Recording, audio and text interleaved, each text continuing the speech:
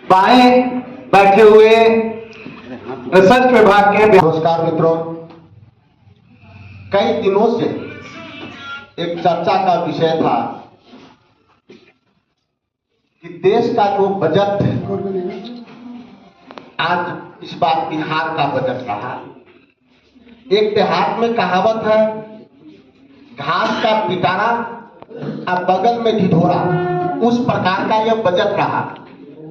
पहला ही लाइन से हम शुरू करते हैं, बिना भूमिका बांधे, जिससे स्पष्ट हो जाएगा। फिर हम बिंदुवार बात करेंगे कि बिहार को क्या मिला।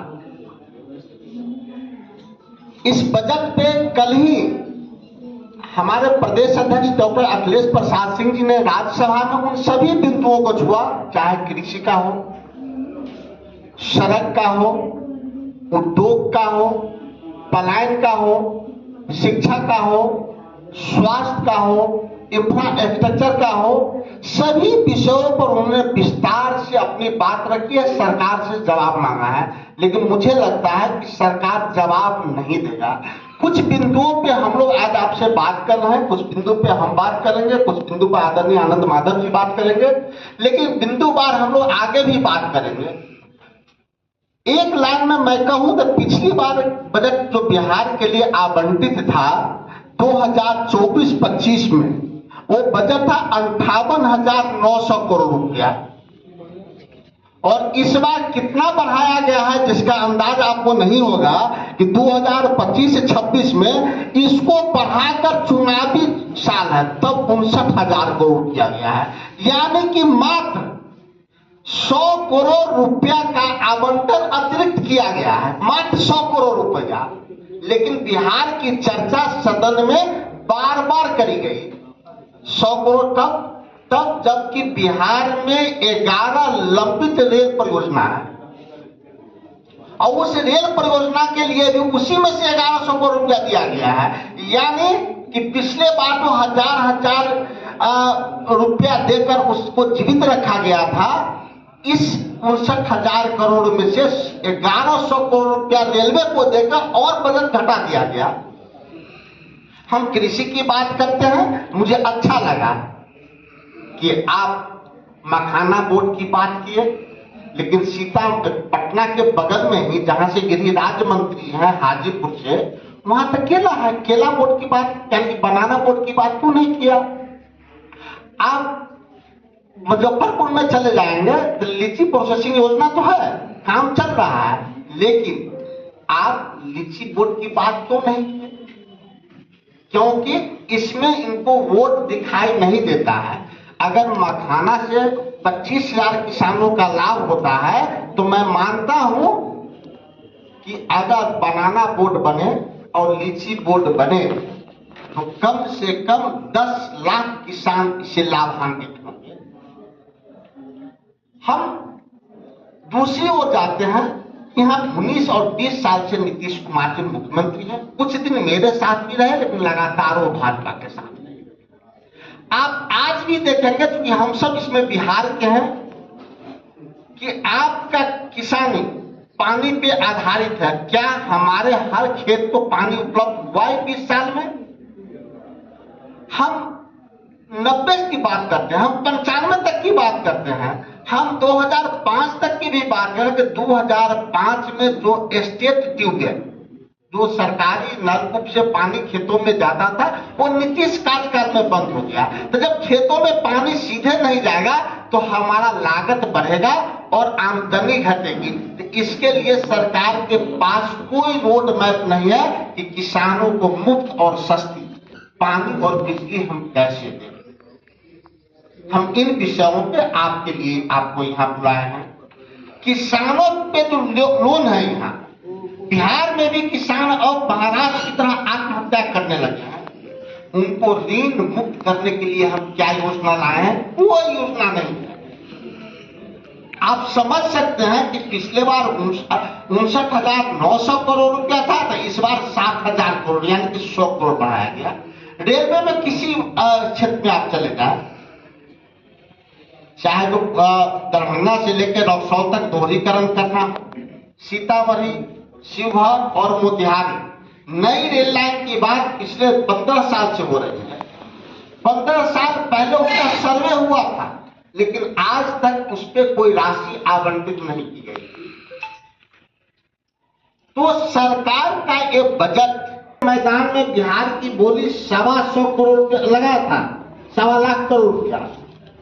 और उसके बाद नीतीश कुमार जी हर एक दिन अखबार के विज्ञापन से, यानी कि सरकारी विज्ञापन से बताते थे कि नहीं, नरेंद्र मोदी जी झूठ बोलते हैं, मात्र 17,000 करोड़ रुपया को दिए हैं, बाकी उतना पुराना।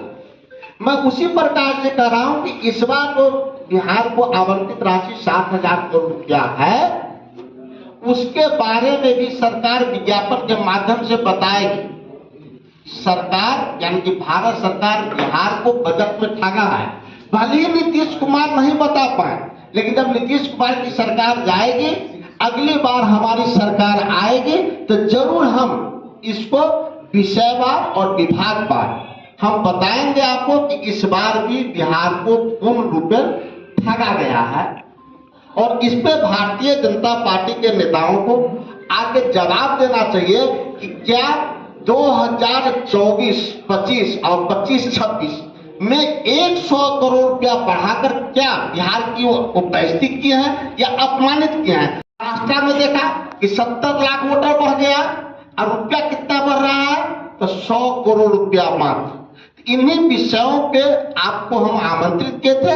कई विषयों पर हमारे साथी आनंद माधव जी बात करेंगे, लेकिन बाकी बजट के विषय पर हम बाद में आगे भी बात करेंगे। धन्यवाद राजेश जी। बहुत सारे अखबारों ने छापा, बहुत लंबा चौड़ा कि बिहार को सौगात, बिहार को सौगात। कई लोगों ने तो बिहार का बजट ही बजा दिया। लेकिन सच्चाई अगर हम देखें, बात हुई है आज से ठीक 10 साल पहले आईटी टावर और आईटी पार्क बनाने की बात हुई थी। और आप सब लोगों ने, जो भी यहाँ प्रिंट मीडिया से आए हैं, उन लोगों ने इसको बहुत प्रमुखता से छापा था कि डाक बंगला चौराहे के पास जो स्कूल इंस्पेक्टर्स का जो ऑफिस है, वहां पे आईटी पार्क और आईटी, और आज भी वही स्थिति है। इस बार भी घोषणा हुई है, देखते हैं कब तक क्या क्या होगा। सच्चाई ये है कि पूरे विश्व में 25 से 30% हमारे आईटी के एक्सपर्ट्स काम कर रहे हैं। वो बिहार से ही वहां की आपूर्ति होती है। जो हमारे यहाँ के इंजीनियर्स हैं वो लोग वहां जा रहे हैं, या टेक्नोलॉजिस्ट है वो लोग वहां जा रहे हैं। लेकिन बिहार में ऐसा कोई चीज नहीं है जैसे हैदराबाद में है या कर्नाटका में है, जहाँ आईटी हब और आईटी पार्क बना हुआ है, शहर ही डेवलप उस ढंग से हुआ है, लोग जाके वहां नौकरी कर रहे हैं। अगर यहाँ बनेगा तो बिहार में 5 से 10 लाख लोगों को तुरंत वहां पे रोजगार मिल सकता है। लेकिन सरकार इस संदर्भ में गंभीर नहीं है। दूसरी महत्वपूर्ण बात यह है, हम शिक्षा की बात अगर करें तो किसी से नहीं छिपा हुआ है कि हम लोग नीति आयोग की, जो भारत सरकार की एक शाखा है, उसने भी जो रिपोर्ट निकाला उसने बताया कि कई राज्यों का जब सर्वे किया गया तो उसमें ये सबसे निचले पायदान पे बिहार।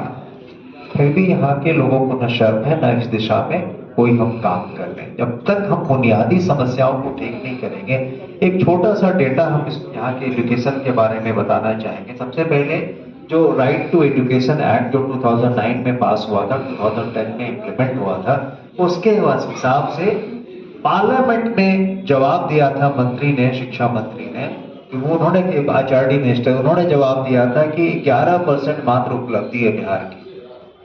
मतलब ये हुआ कि अगर हमको 100% उपलब्धि करनी है तो हमको अभी 90 साल और चाहिए, तब हम 100% आरटी के पास पहुंच सकते हैं। आप समझ लीजिए स्थिति हमारे यहाँ शिक्षा की क्या है।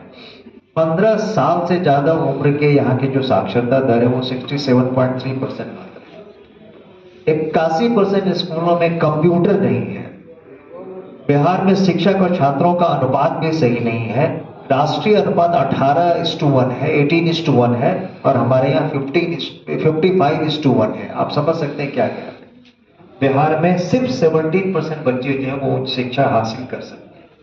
और इसके अलावा कई शिक्षा के और कई मुद्दे हैं जो कि आप खुद भी जानते हैं, इसको बता सकते हैं। लेकिन इस तरह की चीजें, अब आईआईटी की बात आती है, जब घोषणा किया गया कि आईआईटी पटना में हम सीटों को बढ़ाएंगे, हम सब जानते हैं कि अभी आया था 5-6 दिन पहले की रिपोर्ट है कि मुंबई में जो आईआईटी है वहां के 36% बच्चों को रोजगार नहीं मिला, वो बेरोजगार रह गए, उनकी भर्ती नहीं हुई। आईआईटी बनाई ये बहुत अच्छी बात है, हर शहर में बनाएंगे, लेकिन उससे ज्यादा आवश्यक ये है उनके रोजगार को हम सुनिश्चित करें, उनको हम नौकरी पहले दें, ये बहुत जरूरी है।